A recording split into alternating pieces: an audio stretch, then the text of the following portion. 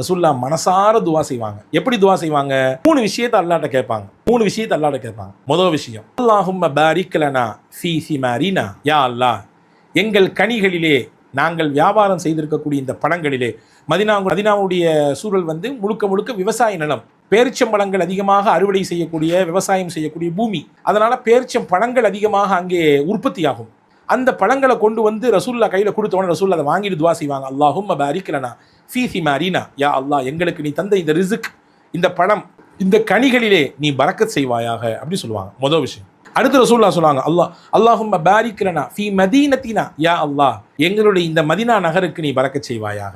நான் வாழக்கூடிய நகரம் இது.